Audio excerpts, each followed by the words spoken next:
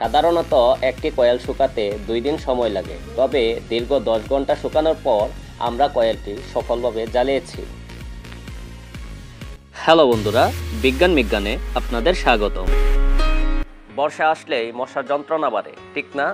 দোকান থেকে কয়েল কিনতে গেলে দেখা যায় কয়েলের দাম বেশি, আবার এই কয়েলের ধোঁয়া তীব্র গন্ধ ছড়ায়, যা খুবই যন্ত্রণাদায়ক। আবার সব মশার কয়েলে মশাও তাড়ায় না। আজ আমি আপনাদের দেখাবো কিভাবে কম খরচে নিজ হাতে নিজ ঘরেই মশার কয়েল তৈরি করা যায়। এই কয়েল বানিয়ে আপনি ছোটোখাটো একটি ব্যবসাও শুরু করতে পারেন। চলুন শুরু করা যাক। প্রথমে যেটি লাগবে সেটা হচ্ছে কয়লার গুঁড়া। আপনারা অনেকেই হয়তো কাঠ কয়লা পিষে এটি বানাতে পারেন। এরপর লাগবে ময়দা, মানে আটার গুঁড়া বা চালের গুঁড়া হলেও চলবে। আর লাগবে একটু ধূপের গুঁড়া। ধূপ মানে যেটা পুড়লে ঘ্রাণ হয় আর মশা দ্রুত পালিয়ে যায়। এবার সব একসাথে মিশিয়ে একটা নরম পেস্ট বানিয়ে ফেলুন। খুব বেশি পানি দেবেন না, একটু একটু করে দিন। তারপর হাত দিয়ে রশির মতো বানিয়ে ফেলুন এবং কয়েলের মতো পেঁচিয়ে ফেলুন। এখন আপনার বানিয়ে রাখা কয়েলটি রোদে শুকাতে হবে 1 বা 2 দিন। ব্যাস, আপনার কয়েল তৈরি হয়ে গেল শুকানোর পর।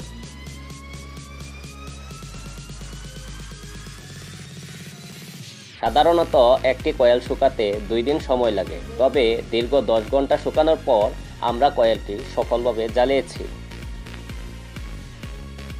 বর্ষাকালে মশার সমস্যা সবথেকে বেশি হয়। এই সময় কয়েলের চাহিদা বাড়ে ব্যাপক হারে। আপনি যদি দৈনিক 10 থেকে 20টা কয়েল বানাতে পারেন, তখন পাড়ার ছোটো দোকান বা ছোটো বাজারে আপনি সেইগুলো সরবরাহ করতে পারবেন।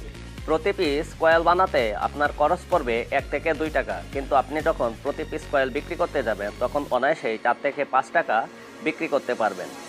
চাইলেই আপনি একটি প্লাস্টিকের প্যাকেটে 10টা কয়েল রেখে একটি ব্র্যান্ড বানিয়ে ফেলতে পারেন। মনে রাখবেন, কাজটি ছোট হলেও আয় হবে অনেক। তাই আজই শুরু করুন, নিজের ঘরে বানান, প্রয়োজন মিটিয়ে এগুলা বাজারেও বিক্রি করুন।